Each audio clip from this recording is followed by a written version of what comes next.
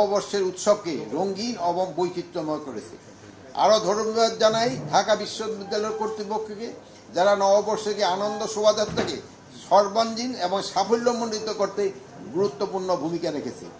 ধন্যবাদ জানাই পার্বত্য চট্টগ্রাম বিষয় মন্ত্রণালয়কে, যাদের নিরলস প্রচেষ্টায় কারণে পার্বত্য চট্টগ্রামের বিভিন্ন জনগোষ্ঠীর মানুষ স্বতঃস্ফূর্তভাবে এ উৎসব অংশগ্রহণ করতে পেরেছে। পরিশেষে আন্তরিক ধন্যবাদ জানাতে চাই অন্তর্বর্তী সরকারের মাননীয় প্রধান উপদেষ্টাকে, যার সার্বিক নির্দেশনা নববর্ষের উৎসব একটি সার্বজনীন উৎসবে রূপ লাভ করেছে। তার সার্বিক পরামর্শ ও সহযোগিতায় স্বরাষ্ট্র মন্ত্রণালয়ের কর্মকাণ্ড আরও বেগবান হয়েছে এবং দেশের আইন শৃঙ্খলা পরিস্থিতি ক্রমোন্নতির দিকে যাচ্ছে। আমি আপনাদের সবাইকে আবারও ধন্যবাদ জানাচ্ছি। আল্লাহ।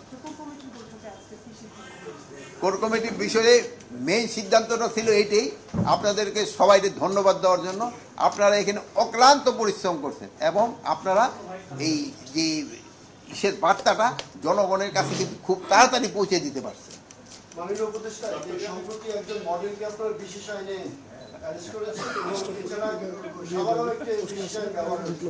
এটা একটা মানে সাধারণ একটা বিষয় হয়ে যাচ্ছে বিশেষ আইনে ব্যবহার করা। এই বিষয়ে যদি আপনি কিছু বলেন। আপনার একজন উপদেষ্টা পরশুদিন আইন উপদেষ্টা বলেছিলেন যে এটা আমার কামল ভাই একটু বলবেন। প্রতিপাদ্য বিষয় ছিল আপনাদেরকে ধন্যবাদ জানানো। মানে আপনার প্রশ্ন থেকে মনে হয় একটা বেআইনি কাজ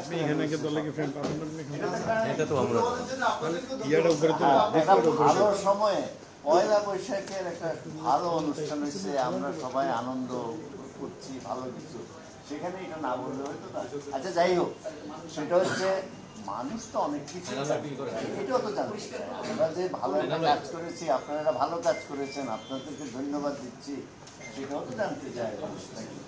সেটা হচ্ছে এই আইন তো ব্যবহার হচ্ছে, এই আইন যে ব্যবহার হচ্ছে না তা তো না। এই একটা ক্ষেত্রেই তো আইনটা ব্যবহার হতো না, এটা বেআইনি কাজ তো না।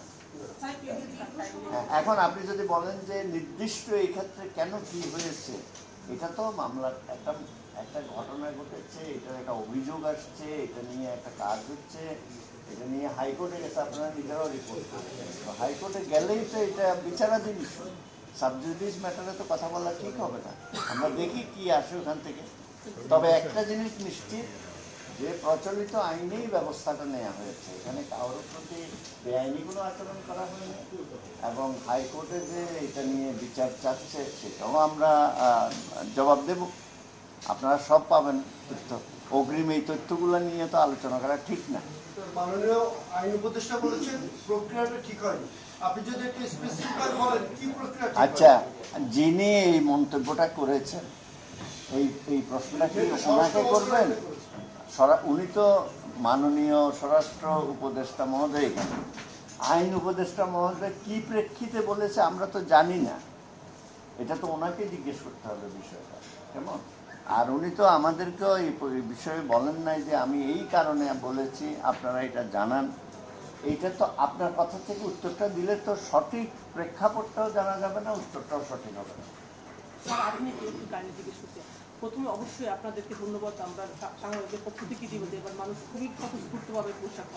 এইটা আমাদের একক না, আমি সরি আপনাকে ইন্টারাপ্ট করলাম। শুনেন, আপনাদের সবাই এইটা এই এত বড় একটা অনুষ্ঠান আয়োজন, এটাকে আপনারা মানুষের মধ্যে নিয়ে যাওয়া, আনন্দটা ভাগ করা, এইটা কারো একক প্রতিষ্ঠান বা চেষ্টা।